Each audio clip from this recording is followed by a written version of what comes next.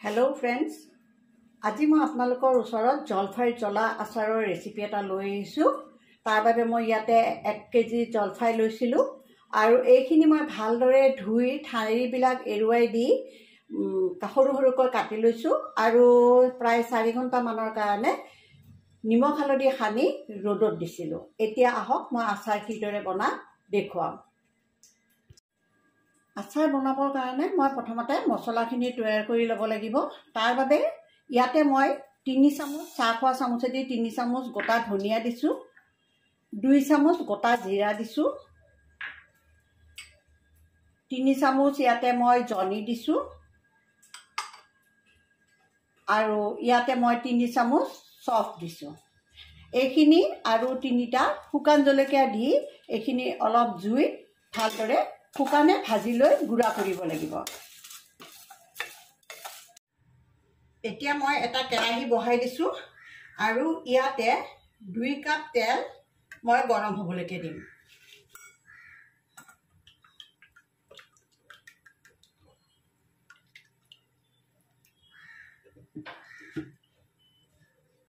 এতিয়া এয়া মোৰ তেলখিনি গৰম হৈ গ'ল আৰু ইয়াতে এতিয়া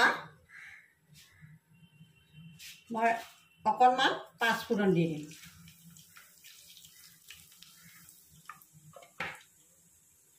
তাৰে পাছতে 2টা শুকান জলকীয়া দি দিছো।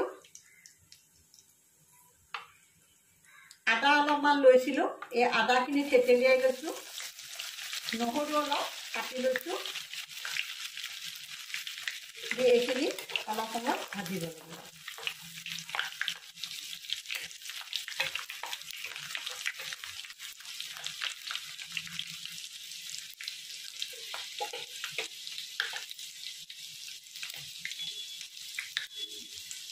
এতিয়া ইয়াতে বেহাৰ অলপ বটি লৈছিলো, এইখিনি অলপ ভাজি লৈ বেছি সময় ভাজিব নালাগে, জুইটো এতিয়া অলপ কমাই দিব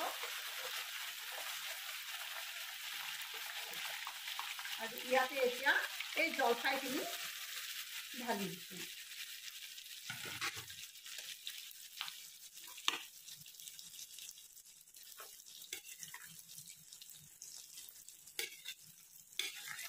এইখিনি প্ৰায় 5 মিনিটৰ পৰা 8 মিনিট মান সময় এইদৰে ভাজিব লাগিব।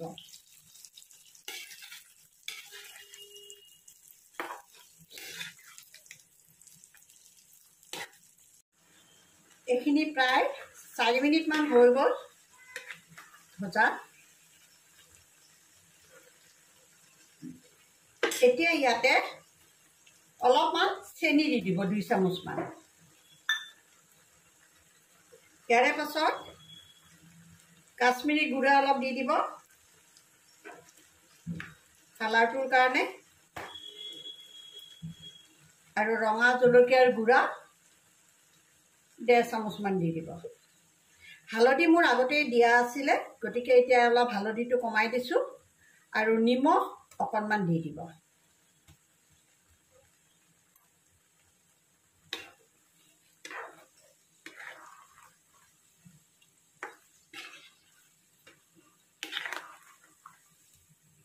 আৰু এতিয়া এই মই যিখিনি ভজা শুকানে ভজা মছলা আছিল এইখিনি ঢালি দিছো।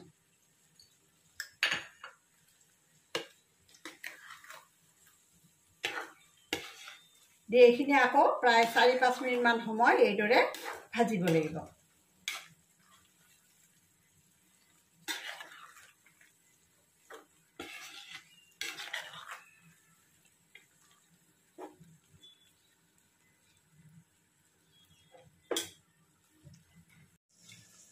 এতিয়া এয়া মোৰ এই জলফাইখিনি ভজা হৈ গ'ল। প্ৰায় 4 মিনিটৰ ওপৰত মই ভাজি ল'লো। মই এতিয়া গেছটো অফ কৰি দিম আৰু ইয়াৰে পাছত এটা বাউলত মই উলিয়াই ল'ম। ফ্ৰেণ্ডছ, এয়া মই বাউল এটাত উলিয়াই ল'লো। আপোনালোকেও এইদৰে জলফাই আচাৰ বনাবলৈ ল'বচোন, ভাল লাগিব। আশা কৰোঁ আপোনালোকৰ যদি ভাল লাগে মোক লাইক, শ্বেয়াৰ, কমেণ্ট আৰু ছাবস্ক্ৰাইব কৰিব বুলি মই আশা কৰিলোঁ।